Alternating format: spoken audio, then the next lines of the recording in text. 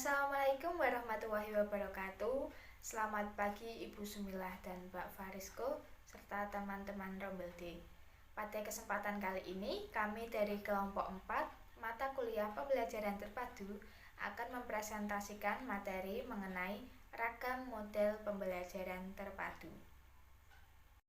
Sebelumnya, perkenalkan kami dari kelompok 4 yang beranggotakan 1. Sinta Aprilia Dian Kartini dengan NIM 140141910 nomor presensi 16. Yang kedua, Janatun Naim 14014191151 nomor presensi 17. Dan yang ketiga, Fajul Munah Hoirun Nikmah NIM 14014191156 nomor presensi 20. Pada presentasi kali ini, kelompok kami akan membahas beberapa topik pembahasan, yaitu yang pertama, pengertian model pembelajaran. Yang kedua, ragam model pembelajaran terpadu. Yang ketiga, model pembelajaran terpadu di SD. Dan yang keempat, yaitu contoh penggunaan model pembelajaran terpadu di SD. Memasuki topik pembahasan yang pertama, yaitu mengenai pengertian model pembelajaran. Model pembelajaran adalah kerangka konseptual yang menggambarkan proses sistematis pengorganisasian pengalaman belajar untuk mencapai tujuan pembelajaran tertentu. Oke, baik. Selanjutnya saya akan melanjutkan materi tentang ragam model pembelajaran terpadu. Nah, ragam model pembelajaran terpadu ini dibagi menjadi 10. Yang pertama yaitu model penggalan atau fragmented, di mana contoh pembelajaran konvensional yang terpisah secara mata pelajaran. Nah, yang kedua yaitu model keterhubungan atau connected, di mana model integrasi ini interbanding studi. Nah, yang ketiga yaitu model sarang atau nested, di mana suatu pembelajaran yang memfokuskan pada pengintegrasian beberapa keterampilan belajar yang ingin dikembangkan oleh seorang guru pada siswa dalam suatu proses pembelajaran untuk tercapainya materi pelajaran. Nah, yang keempat yaitu model urutan rangkaian atau sequential, yang dimana model pembelajaran yang topik atau unitnya disusun kembali dan diurutkan sehingga bertepatan pembahasannya satu sama lain. Nah, model yang kelima yaitu model bagian atau irisan atau shared, di mana model pembelajaran terpadu ini yang merupakan gabungan atau keterpaduan antara dua mata pelajaran yang saling melengkapi dan di dalam perencanaan atau pengajarannya menciptakan satu fokus pada konsep, keterampilan, serta sikap. Baik, ragam model pembelajaran terpadu yang keenam yaitu model jaring laba-laba atau webbed, di mana model pembelajaran terpadu ini menggunakan pendekatan tematik. Nah, yang ketujuh yaitu model galur atau thread, di mana model pemaduan bentuk keterampilan.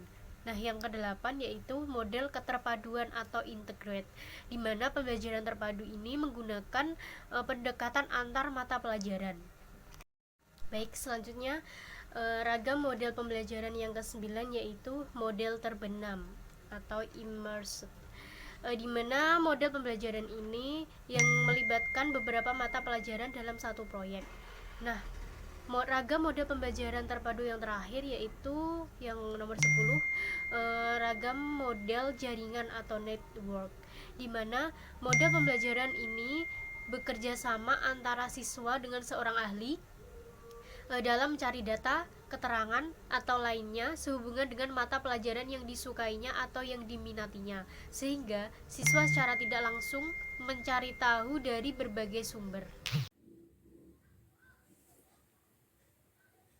Model pembelajaran terpadu di sekolah dasar.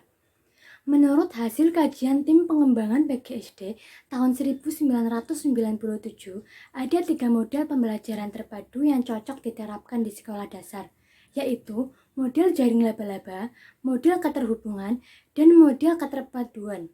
Yang pertama, model jaring laba-laba adalah model pembelajaran terpadu yang menggunakan pendekatan tematik.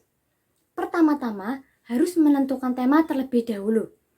Kemudian dikembangkan menjadi subtema dengan memperhatikan keterkaitan antar tema dengan mata pelajaran yang terkait. Model ini lebih menekankan pada keterlibatan siswa dalam pembelajaran, sehingga siswa dapat memperoleh pengalaman secara langsung. Dengan pengalaman secara langsung, siswa mudah memahami konsep yang akan dipelajari. Model ini mempunyai kelebihan dan kekurangan dalam pelaksanaannya. Kelebihan dari model ini yaitu 1. Adanya faktor motivasional yang dihasilkan dari menyeleksi tema yang sangat diminati. 2. Relatif lebih mudah dilakukan oleh guru yang belum berpengalaman. 3. Mempermudah perencanaan kerja tim untuk mengembangkan tema ke dalam semua bidang isi pelajaran. Sedangkan kekurangannya yaitu 1. Sulit dalam menyeleksi tema. 2. Adanya kecenderungan merumuskan suatu tema yang dangkal. 3. Guru dapat menjaga misi kurikulum. 4. Guru lebih fokus pada kegiatan daripada pengembangan konsep. Yang kedua, model keterhubungan adalah model pembelajaran terpadu yang secara sengaja diusahakan untuk menghubungkan satu konsep dengan konsep lain, satu topik dengan topik lain, satu keterampilan dengan keterampilan lain yang dipelajari dalam satu bidang studi. Guru mengkaitkan pelajaran yang satu dengan yang lainnya sehingga pengalaman belajar peserta didik lebih luas dan menyeluruh. Kelebihan dari model ini adalah 1. Guru akan dapat melihat gambaran yang menyeluruh dan kemampuan atau indikator yang digabungkan. 2. Kegiatan anak lebih terarah untuk mencapai kemampuan yang tertera pada indikator. 3. Siswa memperoleh gambaran secara menyeluruh tentang suatu konsep sehingga transfer pengetahuan akan sangat mudah karena konsep-konsep pokok dikembangkan terus-menerus. 4. Siswa dapat memperoleh gambaran yang lebih jelas dan luas dari konsep yang dijelaskan dan juga siswa diberi kesempatan untuk melakukan pendalaman, tinjauan, memperbaiki, dan mengasimilasi gagasan secara bertahap. Sedangkan kekurangannya yaitu 1. Model ini belum memberikan gambaran yang menyeluruh karena belum menggabungkan bidang-bidang pengembangan atau mata pelajaran yang lain. 2. Model ini kurang mendorong guru bekerja sama karena relatif mudah dilaksanakan secara mandiri. 3. Bagi guru bidang studi mungkin kurang terdorong untuk menghubungkan konsep yang terkait karena sukarnya mengatur waktu untuk merundingkannya atau karena terfokus pada keterkaitan konsep. Maka pembelajaran secara global jadi terabaikan. Yang ketiga, model keterpaduan adalah model pembelajaran terpadu yang menggunakan pendekatan antar mata pelajaran. Menurut Forgarty, model keterpaduan pembelajaran yang menggabungkan bidang studi yang tumpang tindih dengan topik, konsep, sikap yang saling berhubungan di dalam beberapa mata pelajaran. Kelebihan model ini adalah 1. Guru akan dapat melihat gambaran yang menyeluruh dari kemampuan yang dikembangkan dari berbagai bidang studi atau mata pelajaran. 2. Memberikan kegiatan yang lebih terarah pada tiap bidang pengembangan untuk mencapai kemampuan yang telah ditentukan pada indikator. 3. Siswa merasa senang dengan adanya keterkaitan dan hubungan timbal balik antar berbagai disiplin ilmu, memperluas wawasan dan apresiasi guru. Sedangkan kekurangan model ini adalah 1. Cukup sulit dilaksanakan karena membutuhkan guru yang berkemampuan tinggi dan yakin dengan konsep dan kemampuan yang akan dikembangkan di setiap bidang pengembangan. 2. Kurang efektif karena membutuhkan kerjasama dari banyak guru. 3. Sulit mencari keterkaitan antara mata pelajaran yang satu dengan yang lainnya, juga mencari keterkaitan aspek keterampilan yang terkait. 4. Dibutuhkan banyak waktu pada beberapa mata pelajaran untuk mendiskusikan guna mencari keterkaitan dan mencari tema.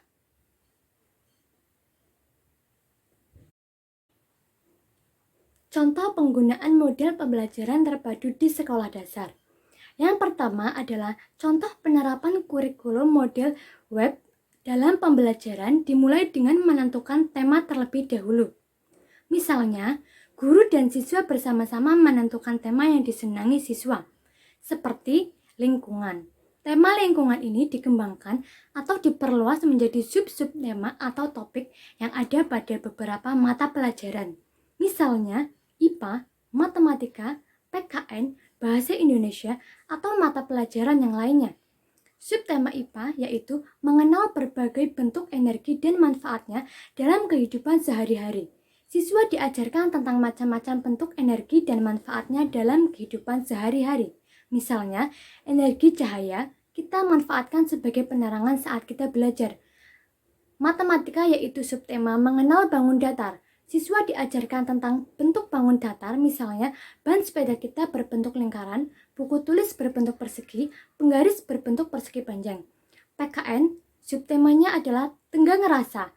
Siswa diajarkan tentang bagaimana cara bersikap dan bertingkah laku sebagai makhluk sosial seperti sikap tenggang rasa dan bekerja sama dengan orang lain. Bahasa Indonesia subtemanya membaca ringkasan. Siswa menceritakan dengan kata-katanya sendiri tentang bentuk-bentuk energi dan bentuk bangun datar yang kita jumpai di lingkungan sekitar.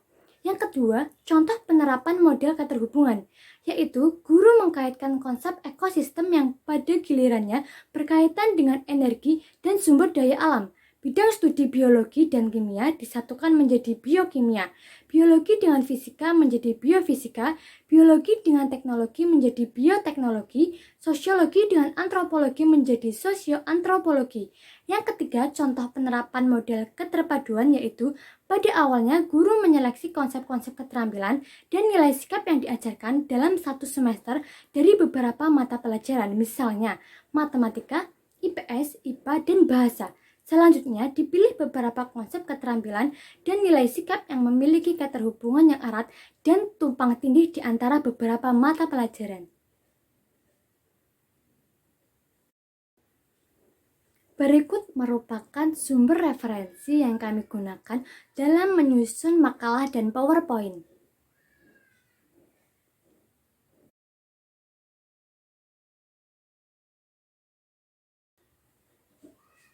Sekian presentasi dari kelompok kami. Wassalamualaikum warahmatullahi wabarakatuh.